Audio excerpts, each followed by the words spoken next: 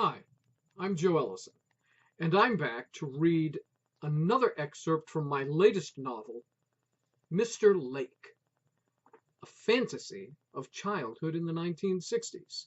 Mr. Lake is currently available as an Amazon Kindle ebook, not yet as a paperback.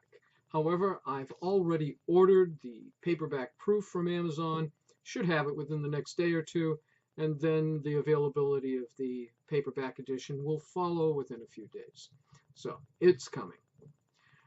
Now, in this excerpt, we listen in on the meditations of our hero and narrator, Little Joe Marino, as he contemplates the reasons why he said he would work for Mr. Lake. Let's get started. This excerpt is from chapter 2, which is entitled The Cat. Here we go.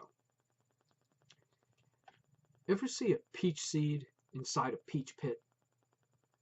Sometimes the peach gets so ripe, the pit splits apart.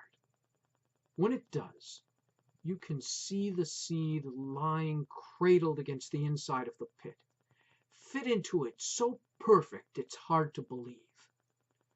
You'd think someone made that one particular pit to hold that one particular seed. You can hardly tell where the pit ends and the seed begins. The first time I saw a peach seed was one afternoon while I was eating peaches with my grandfather. We were in the summer house with a bowl of peaches and a pitcher of wine on the table. Papa was peeling the peaches with the edge of his pocket knife, cutting them up into chunks and dropping the chunks into the wine. I was eating a peach skin and all. I got down to the pit and saw it was split open with the seed inside. Papa saw it too. He asked me, "Ever taste a peach seed?" I said, "No." He said, "Try it." "I don't know."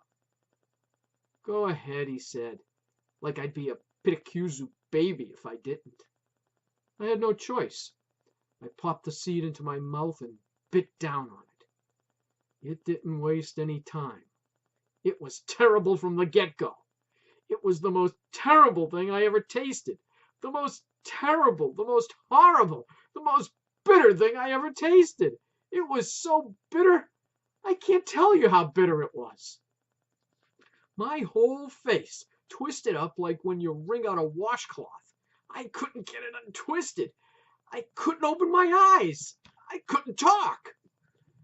After a minute or so, the bitter taste let up. I could open my eyes. I could hear again. The first thing I heard was Papa laughing, rearing back on his chair, slapping his knees and laughing out loud. I still couldn't talk. I was too busy running my tongue back and forth between my front teeth, trying to scrape the taste off. Finally, Papa stopped laughing. He wiped his eyes with the back of his hand, then speared a chunk of wine-soaked peach in the pitcher with his knife. He offered it to me. I swallowed it. The peach and the wine washed the seed taste out of my mouth, but I still couldn't talk. I couldn't figure out anything to say. The only question I could think of, "Why did you do this to me?" I couldn't ask. It wasn't good enough. I couldn't find a good enough question. To this day, I haven't been able to find one. So there it sits, whatever it is, between the two of us, between Papa and me, waiting for me to come up with a good enough question. The same thing sat between me and myself until the next Saturday. Why did I say I'd work for Mr. Lake? I could have gotten away with saying nothing and doing nothing, but I had to open my mouth. Why? I didn't have an answer. Why didn't I have an answer? The only thing I could figure was that, like the peach, I didn't have a good enough question to get an answer. Well, if you want to see Joe or hear Joe come up with the right question, then you will have to buy a copy of Mr. Lake. Now, if you're watching this video on its YouTube page, and you look below in the description, you will see a link which will take you to the Amazon page for buying Mr. Lake.